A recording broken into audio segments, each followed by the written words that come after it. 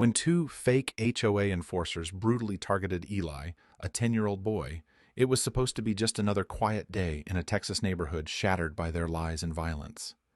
These imposters hid behind false badges, abusing their power and threatening families without mercy. But Eli's father wasn't about to let them get away with it. He tracked them down and fought back with everything he had.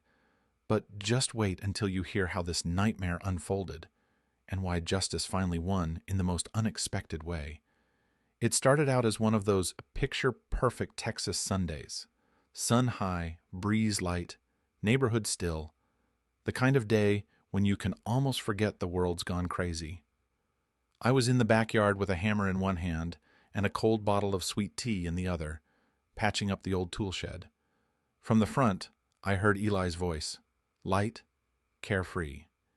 He was riding his bike up and down the sidewalk like he always did. He's 10, but responsible. Helmet on, staying inside the lines, waving to the neighbors like he was mayor of the block. "That's my boy." Then came voices I didn't recognize. Not friendly ones, sharp, authoritative. I put down my tools and moved toward the gate. As I rounded the corner, I froze. 2 men had stepped onto my lawn, uninvited, unannounced. Both wore navy blue utility uniforms and high-visibility vests with block letters, HOA Enforcement. Around their necks hung badge-shaped plastic cards, the kind you get printed at a convention. Something about them immediately felt wrong, too confident, too loud. The bald one, stocky, maybe in his 40s, pointed a finger at Eli and started barking orders. "You're not allowed to ride there. Get off the sidewalk." Eli looked confused. He stopped the bike and put one foot down. "But this is our street." Before he could finish, the taller guy, wiry build, dark sunglasses, walked straight up, gripped the handlebars, and shoved, hard. The bike toppled. Eli hit the ground awkwardly, his leg folding under him. Then came a sound that still haunts me. Not a startled yelp, not a scrape and get-up cry. It was raw, animal, pain that cut through bone and blood and hit something deeper. I sprinted. By the time I reached the front yard, Eli was curled on the grass, holding his leg and gasping for breath. The taller man stood over him, not helping, shouting, "You don't ignore authority. That's what happens when you disobey." That's when I lost it. "Get away from him!" I yelled, charging forward, but the bald man stepped between us and raised something shiny, a stun device. He leveled it at my chest like he was law enforcement. "Back up!" he snapped. "This is a regulated community operation. You're interfering." I didn't move. I couldn't. My son was on the ground, hurt, crying, and these strangers, these pretenders, were talking like they had a right to be there. Then, without another word, they grabbed Eli. One lifted him under the arms, the other grabbed his ankles. He cried out in pain again, louder this time. "Dad! Dad, help!" They didn't care. They dragged him toward a white utility van parked half a block down, engine running. That's when I saw the truth. No official markings on the van, no license plate on the front, and in the back window, just a sun-faded curtain covering what was inside. It clicked. They weren't from the HOA, they weren't from any official body, they were fakes, and they had just taken my son. I backed away slowly, keeping my hands raised, careful not to provoke them further. On the outside, I looked like I was cooperating, but inside, every inch of me was burning with rage and fear. These weren't men enforcing community rules. No, they were predators in disguise, wearing fake badges and uniforms to intimidate and control, and they had just broken my son's leg. I forced myself to stay calm, memorizing every detail of their white van, the faded paint, the scratched bumper, the license plate numbers I'd never forget. They shoved Eli inside, the boy barely able to move, his face pale with pain. The door slammed shut with a harsh bang. Then the engine roared to life, and the van pulled away from the curb, disappearing down the street and out of sight. My heart hammered in my chest. I didn't waste a second. I sprinted inside the house, grabbed my phone, and dialed 911. I told the dispatcher everything. The uniforms, the fake badges, Eli's injury, the van, the plate number. But then, silence. I was put on hold, My son was being taken, and they left me waiting. Minutes crawled by like hours. 22 minutes later, a real deputy finally showed up at my door. The van was gone. The suspects vanished. My chance to stop this quickly, gone. But I wasn't done. I fired up my home security system and pulled up the video feed from the front porch. Zooming in on the license plate, I took the footage to a friend, Mike, a local tow truck operator who knows every trick in the book and has access to private vehicle records.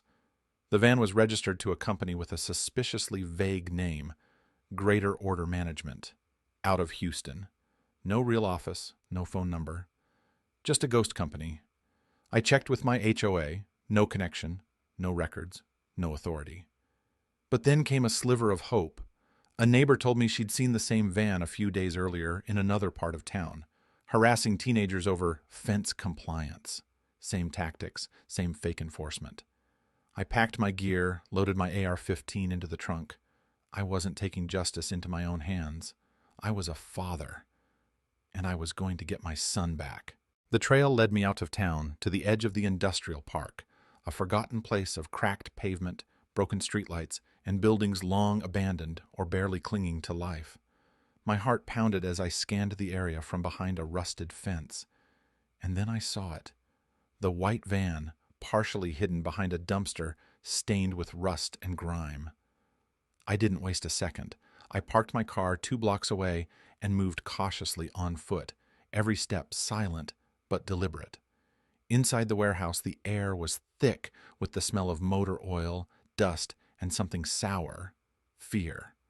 My eyes adjusted to the dim light, filtering through dirty windows, as I crept between towering stacks of pallets piled high with trash bags and discarded furniture. Then I heard it, a soft, frightened whimper. Eli. My breath caught, but right after, a cruel sound, laughter, low and mocking. I edged closer and found the 2 men, the same ones from my neighborhood, slouched in battered lawn chairs, sipping beer, eyes glued to a small portable TV flickering in the shadows. And there, in a cramped dog crate nearby, was my son, trembling but alive. That moment, something deep and raw snapped inside me. The exhaustion, the fear, the helplessness. It turned into a fierce, unyielding resolve. I raised my AR-15 and stepped into the weak light. "Get away from him," I said, voice low and steady. The bald man's hand darted toward something, a movement too quick to think twice about. I fired 3 shots into the floor just in front of them. The sharp cracks echoed off the metal walls. Panic exploded. The tall one lunged at me. I didn't hesitate. I aimed carefully and fired a single shot to his leg. He crumpled, crying out in pain. The bald one tried to run. I fired again. I didn't stop until the magazine was empty. When the police finally arrived, alerted by a neighbor who heard the shots, they found me on the cold concrete floor, cradling Eli in my arms. I rocked back and forth, whispering, "You're safe now. I got you." The district attorney moved quickly, pressing charges against me. They claimed I'd used excessive force. For a moment, it felt like the fight wasn't over, that the truth might get buried under legal words and technicalities. But the truth has a way of coming out. Investigations uncovered everything. These men weren't officers. They were running a sham, a fake HOA enforcement scam that had preyed on quiet neighborhoods for months. Their scheme was simple: intimidate residents, demand fines, and punish anyone who questioned them. Eli had only said one thing: he didn't live in their community. That was all it took to set this nightmare in motion. When the media picked up the story, the response was immediate and fierce. Headlines blazed across TV screens and newspapers. Father rescues son from fake HOA cops. AR-15, dad defends family from imposters. Networks like Fox and CNN ran the story non-stop. Even the local sheriff stepped forward publicly. "This man is a hero." The charges against me were dropped without hesitation. And the men? They were convicted on multiple counts: kidnapping, impersonating officers, and endangering a child. But me? I didn't feel like a hero. I felt like a father who came dangerously close to losing everything. Eli's leg will take months to heal, and the scars will linger. But he's home now, safe. Every night before bed, he looks at me and says softly, "Dad, you saved me." I just nod because words don't seem enough. Deep down, I know this. When evil shows up wearing a fake badge, sometimes the only choice you have is to stand your ground and fight until the magazine runs dry.